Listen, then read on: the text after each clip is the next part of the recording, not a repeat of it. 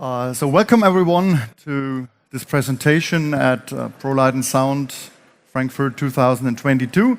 Also thank you for that great AVB presentation. I have to say I'm a bit admirer of AVB. I worked with it for the last 10 years. I think it's a robust technology and it's a good thing that we're doing that as an industry. So thank you again for that presentation.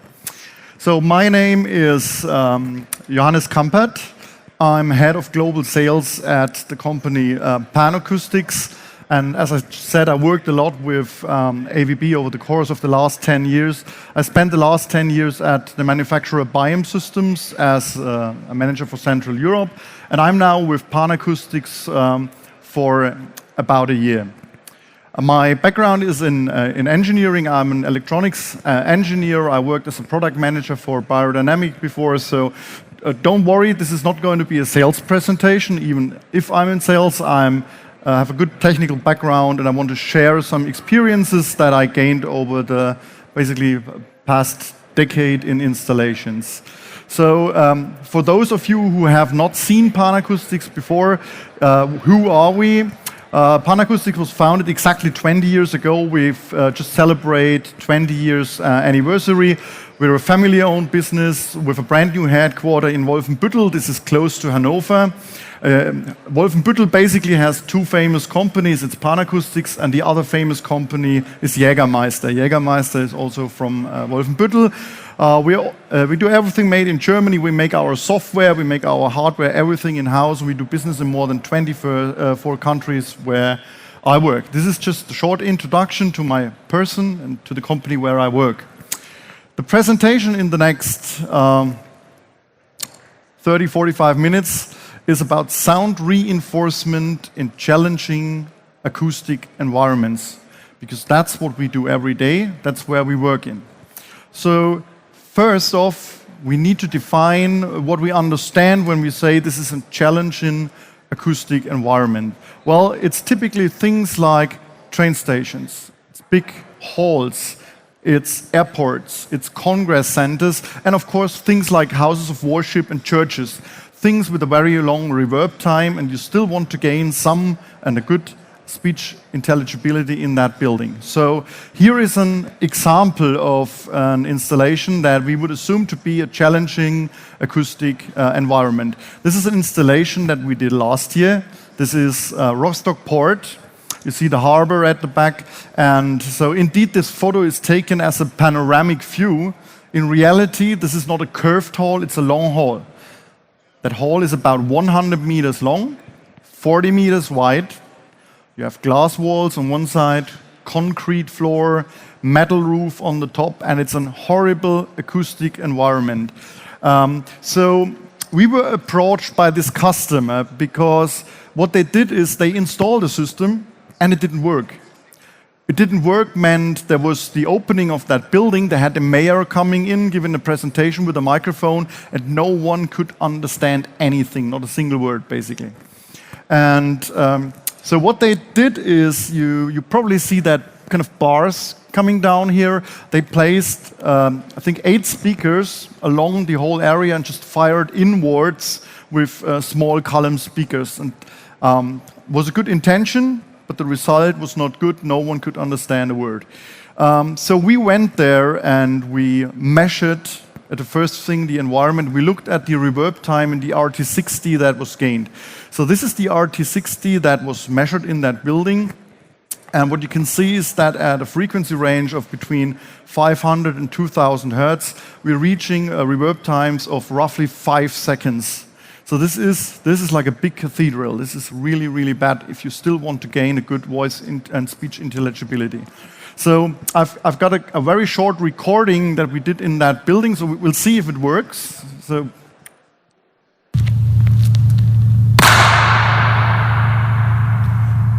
that was my colleague who was there for commissioning, just clapped his hand. This is a reverb time of roughly 5 seconds. And we had to guarantee that we were able to provide a good voice and speech intelligibility throughout the whole building using our speakers. So before we go into the theory of that and I explain you how it was done and why it was done that way, I want to show you a couple of products, not because this is a product show here, it is just because I will reference back to some products and you should have some understanding. So because what we're using in those environments are steerable arrays. We use our own PanBeam series, and there are basically different models in that series that we are offering. Basically, the only thing for that presentation that you need to remind and that's important to you is when you look at our PanBeam models, there are numbers behind it. There's a PB04, PB08. And the number always shows you how many drivers are being used in that product. So what I have here, this is a PB08 with 8 3.5-inch drivers at the front. And this speaker here is 90 centimeter long. So I'm always just referencing back to the number of drivers and the length of the speaker at all. So if you remember, this is just here as a sample. This is a PB08. It's 90 centimeters long, has 8 drivers. 90 centimeters PB08. This is important for the later understanding in that presentation. I'm not going to talk more about products now. Going back to the theory. So we're using column and line arrays. You see that in every church, they're using line arrays. I'm not sure if you really thought about why they are doing that and what the goal is here. So why are we using column arrays? And there are 3 major points why we are doing that, and we want to look at each separate point individually. The first point is we want to remove and avoid unwanted reflections that have a negative impact on the speech intelligibility in the building. Number 1. Number 2, we want to make use of the 3dB rule. Most of you probably are in the live sound industry, so you know I've got a great line array, and line array is always kind of 3dB per doubling of the instance. That is kind of what gets stuck in people's mind, but we will look at that in more detail. So line arrays go further. And third one, we need to look at intermodulation effects between speakers in a building.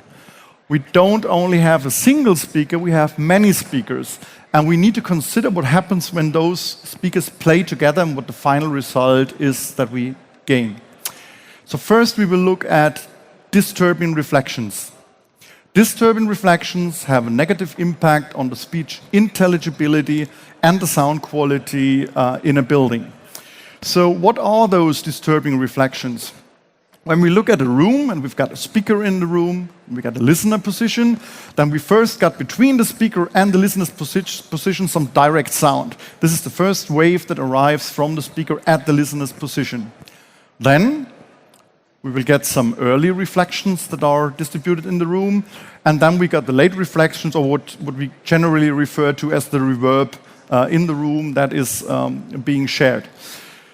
And now, when we look at those reflections, it's not equally bad, depending on which reflections you receive. There are kind of good reflections and there are bad reflections, disturbing reflections and less disturbing reflections. And in that graphic here, you can basically see that the bad reflections are those that come in with a big time delay. And obviously, the more reflections at the higher level you get, the worse the impact is. So what you really, really want to avoid in an installation is late reflections with high level in the building. So where are those late reflections with a high level coming from? Well, it's typically the back wall in the building. Look like a church. If you're just downfiring the hall, you get a very hard reflection from the back wall. It has a long time delay. It comes back to the listener's position. This is really, really bad. So the worst reflections that you can get is basically back wall and the ceiling in the building. So you want to avoid this. So what is the best method to avoid those reflections? Any idea? The best method to avoid those reflections is adding acoustic treatment. Here we go. We add some acoustic absorbers to the back, and those reflections will go down. Speech intelligibility goes up. Sound quality goes up. So that's a great thing, but unfortunately, you cannot add absorption to everything. We have listed building, old churches. There is sometimes just not the chance to add a better acoustic situation to a room. So I personally would always prefer to have acoustic treatment, improve the acoustic, rather than doing anything else. Well, we are a speaker manufacturer.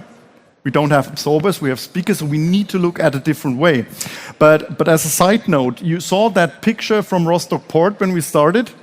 Actually, indeed, the first thing that they wanted to do is they wanted to add absorption to it. So the idea that they had was to bring in baffles hanging down from the ceiling to reduce the reverb in the room.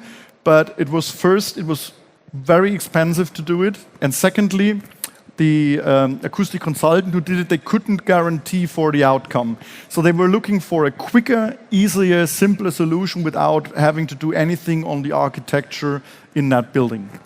So if improving the acoustics is not an option, we need to try to aim our energy to where it's really needed, because that is another way to reduce the reflections. Just if the back wall is the problem, don't point your speakers towards the back wall. This is the first thing. And if you have like a traditional point source, you certainly can aim your energy already. So you know a speaker may have like 50 by 60, 90 by 90 degrees, and that characteristics and the directivity is being achieved typically by a horn that the people use in front of their speakers to aim at least the high frequency energy towards the audience. But what you can still see is we're aiming some of the energy, but most of the energy is still hitting ceilings, back walls, and so on. So the typical point source system is really not a good idea in most of those systems. We are using line array systems that use a lot of single driver. So in the line array system, like this column array here, the characteristics and the directivity of the speaker is not being created by a horn. It's created by the summation of the single drivers in a system. So by adding those drivers together, like in a passive speaker of that size, we will get to a nominal directivity of roughly around 15 degrees that we are reaching. So you see we've got much more energy that we're really pointing towards this audience already. So this is why churches use column speakers, because we are able to aim that energy towards the audience. So the thing is, when you look at the data sheet, there's a nominal directivity of 15 degrees. Yeah, that's true, but that's not the full truth. The full truth is that the directivity of an array speaker is always depending on the frequency. So different frequencies in that speaker will have a different characteristic. And one of the first guys to look at that was Harry F. Olson.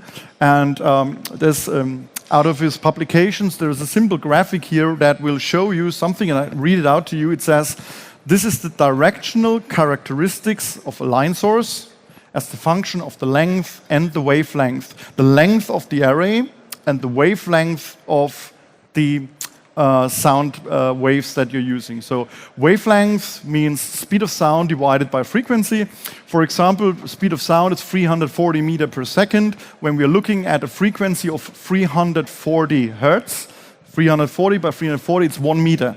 So the wavelength of 340 hertz equals 1 meter.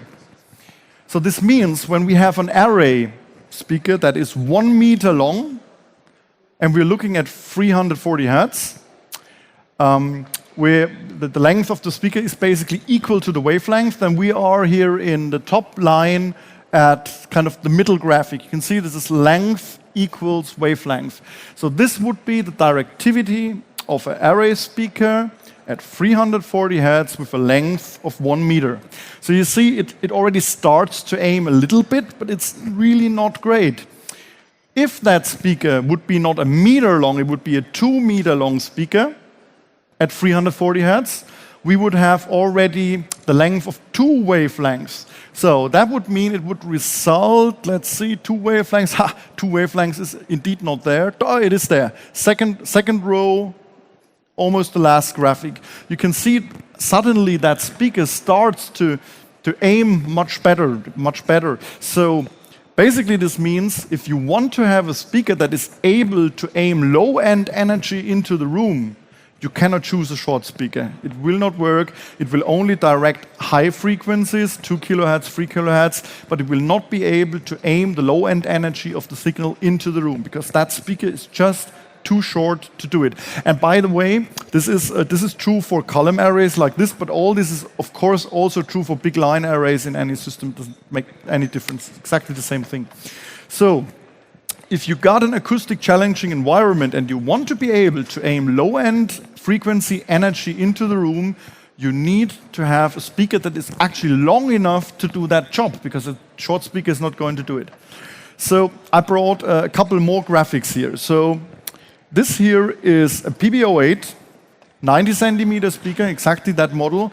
And we look at the directivity at 400 hertz here. So this is the directivity at 400 hertz. Some directivity, but no great directivity. If we look at a PB16 speaker, this is basically two of them, 1 meter 80 long. This is the characteristic at 400 hertz. Much better already, isn't it? But if I really want to be able to aim down the energy down to 400 hertz with a speaker, I might use a PB32. PB32 is a 3 meter 60 long speaker, and this is the characteristic of a PB32 3 meter 60 long column at 400 hertz. So basically, you can see that at 400 hertz, this is almost omni, it's just not doing a whole lot. If you want to aim that energy, make your speakers long enough, choose a longer speaker, and you will be able to aim the low-end energy into the room. This is true for column arrays, it's not different for any bigger live sound line arrays that you're using. So now we are able to aim that energy towards the audience, and even the low-end energy is possible to be transported to the audience. The problem that we have is such a passive speaker like this one, it's easy to put that in front of the audience. But if your speaker is like 4 meters long, what happens to your acoustic center in that passive speaker? The acoustic center will be always exactly like shown here, in the middle of the speaker. But if your speaker is like 4 meters long, you will just fire over the heads of the audience. Or you have to point a 4 meter long speaker kind of down towards the audience, which is just... I would say you will get in trouble with the architect. It doesn't really work. So you need to find a better solution, because your audience will not always be sitting straight in front of the speakers, certainly not if your speaker is 4 meters long. So how can we achieve this? Yes, we could tilt the speaker, this is a great thing. Often not possible, especially if it's a very long speaker. But what we do and what others do is we do what's called beam steering. So we're using electronics to electronically shift the drivers out of the center of the speaker. Basically, we pretend that we move that speaker up and down. We are able to control the sound, and we do this by adding...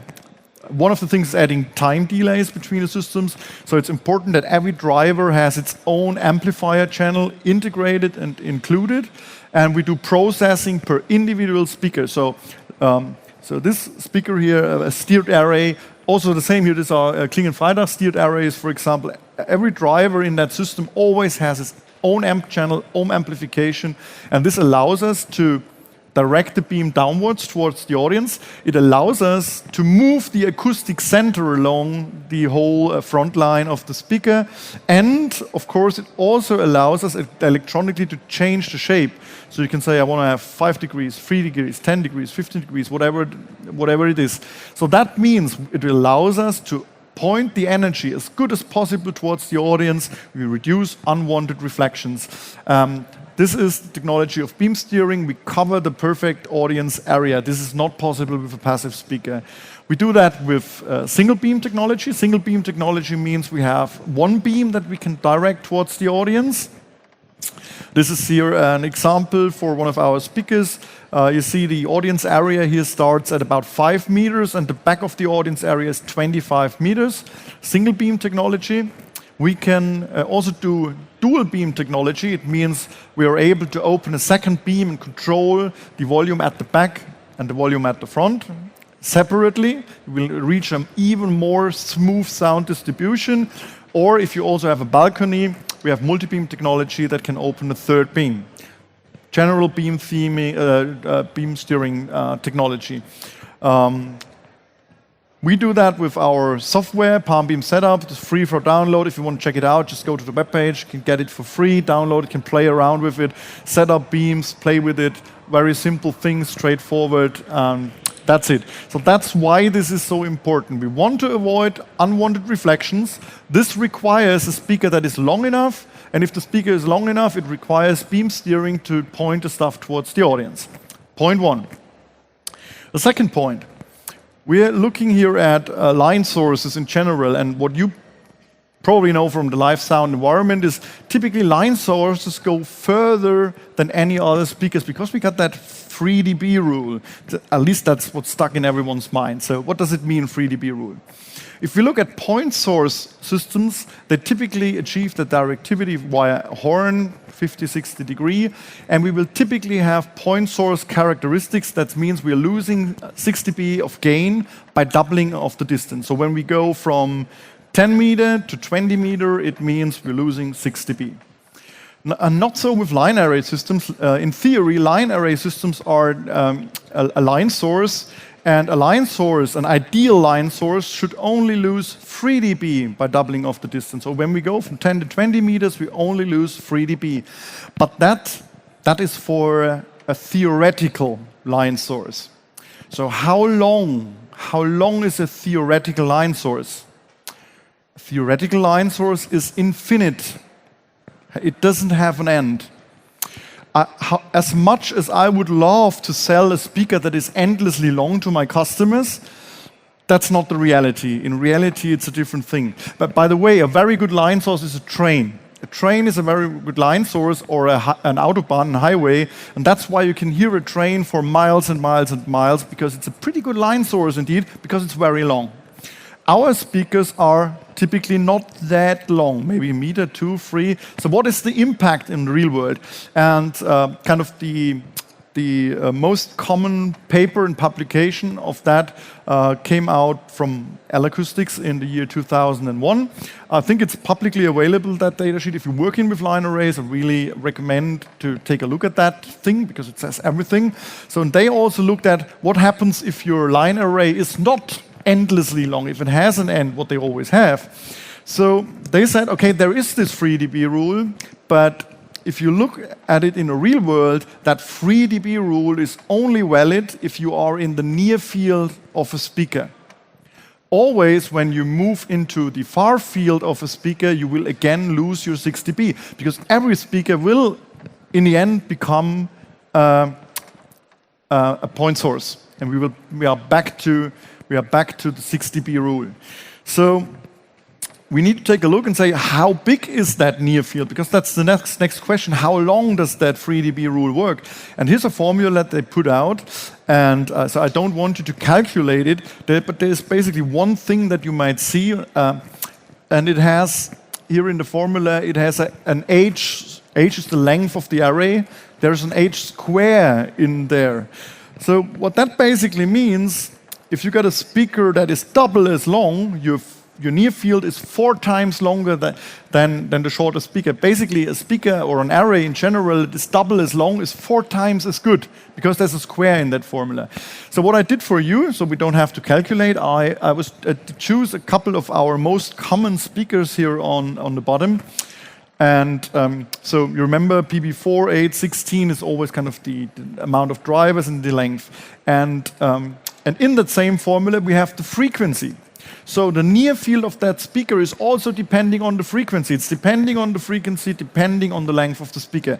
So we will look now at a PB08, which is this speaker. And we look at a typical voice band frequency range of roughly about 2 kilo. That's what we look at. And you can see that this near field is at a size of around 1.50 meter to 3 meter. So this line array becomes a point source speaker after about 2 meters. 3 dB rule? Not really.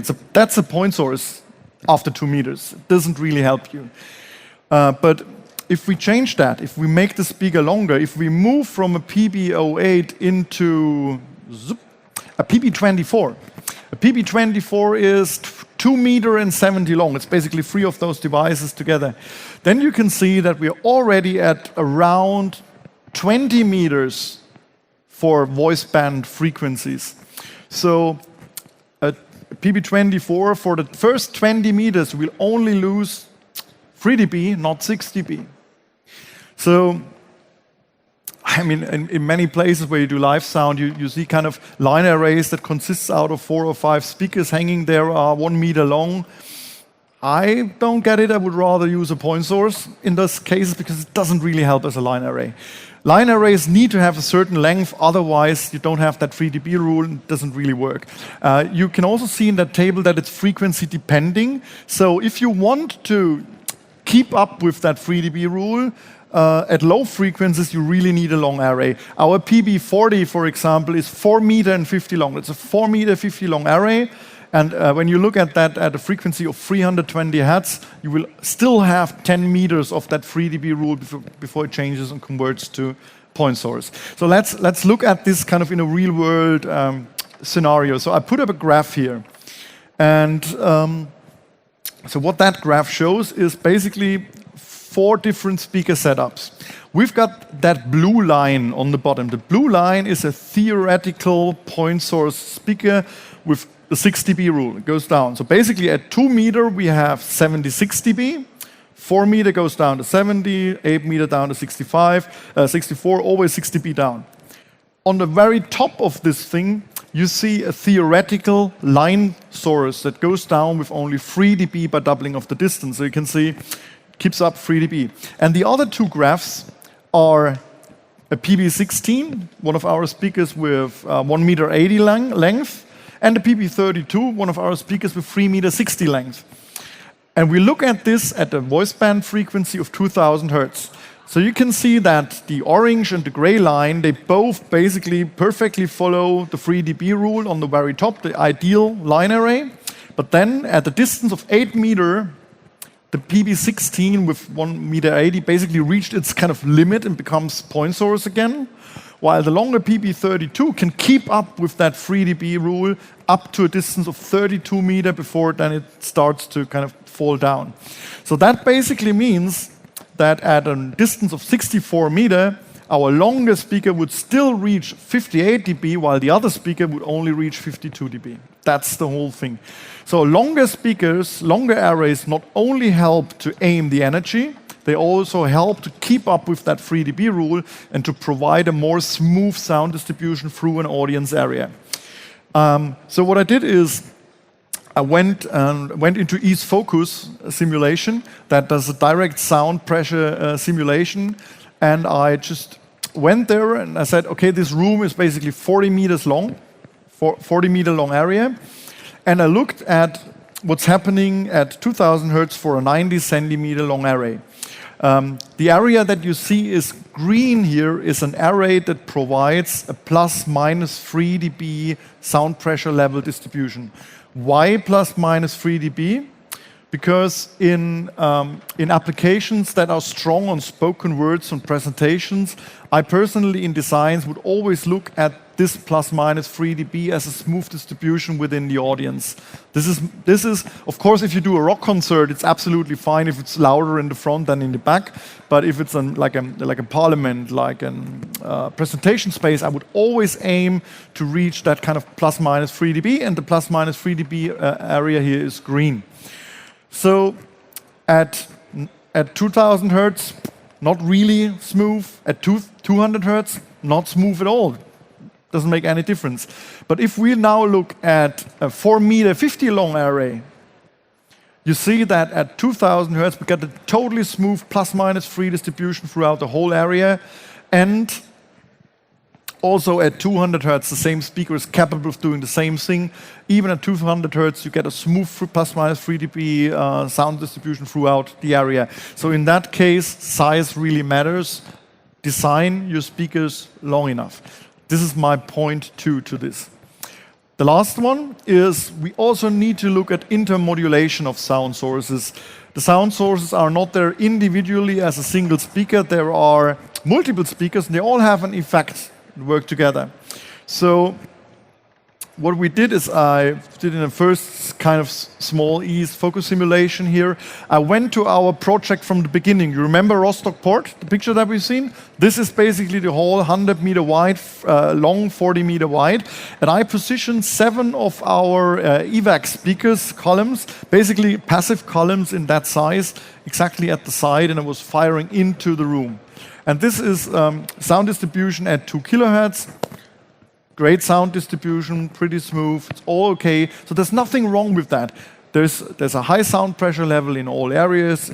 There's a good sound, smooth sound distribution. I went then and used one of our large 4 meter 50 long PB40s, and you can see it also reaches plus minus 3 dB basically everywhere. So, but the difference is the first application, that was the original application in Rostock Port, is using 7 speakers. A lot of intermodulation happening. The second application, this is what we installed, is using 1 single speaker firing in from the sideways. So what happens when you use a lot of speakers is those speakers all have an impact on each other. So your impulse response that you're receiving in the room has not a single speaker, it has 2, 3, 4, 5, 6, 7 speakers, and the resulting impulse response and the resulting reflections just become more and more complex, and they have some severe impact on the whole system. So this is Rostock Port. This is how we came to it. And this here is a true focus, not a focus, is a true ease simulation. And this is looking again at the sound distribution levels. So we got a pretty smooth sound distribution using those 7 speakers. And the sound distribution for using our single column with 4 meter 50, so 4 meter 50 long column here, both are pretty smooth. You probably cannot read it. We got with the PB40, we've got a standard deviation of 1.61 dB. The other one has 1.97. Basically, long story short, it's a great sound distribution for both of them. But the situation shows totally separate and different when you now look at the actual STI that was achieved. So in that simulation, we now change and we look at the STIs. The required STI in that installation was 0.5, kind of by standards. And the simulation with the standard speakers here, or with the standard single columns, came out at an average of 0.44. This was using our columns. When we came there and we measured, in the true installation, the STI was at around 0.3. Couldn't understand anything. So this comes out at about 0.44. And the simulation with the single palm beam speaker, 4 meter 50 speaker, now results at an average STI of 0.615. So we just significantly increased our speech intelligibility because we reduced intermodulation effects in the building. That's why we use long arrays. So what's the real world conclusion of that presentation? First, I recommend you to always aim for a sound distribution with plus minus 3 dB on all seats when you are working in a voice application like this, in an auditorium, in a parliament and the conference room. This is a great sound distribution. You want everyone to be on the best seat, and the best seat should be everywhere in the audience. Secondly, make sure you only hit the relevant areas. Don't fire your energy towards the ceiling. Don't fire the energy towards the back wall, because it's creating reflections and it's going to decrease the sound quality and the speech intelligibility. Third, don't design line array speakers too small. Think about the lower frequency limit. A short line array will not direct the low energy where you need it to. It needs to be long enough to be able to direct that. And also think about the 3 dB rule. Short columns don't make any sense. And think about that one. Less speakers will, in the end, usually provide the better results. One speaker, just a small problem. Many speakers, big problems. So if you can, like you have a church, many of the churches that you see, they may have like kind of delay lines with 8 speakers on every side. If you can replace those 8 speakers with just maybe 4, or maybe even just 2. By selecting longer columns that are able to direct the sound, you will have less problems, better voice and speech intelligibility. That's it. So I hope there were a couple of good things in that presentation for you. If you need any support, we are always here to help. You can contact us, and then we are able to help and talk with you. So if there are any questions, I'm open. Anyone? Then I say thank you for joining the presentation. I hope you have great fun over the rest of the show, and have a good time here in Frankfurt. Thank you.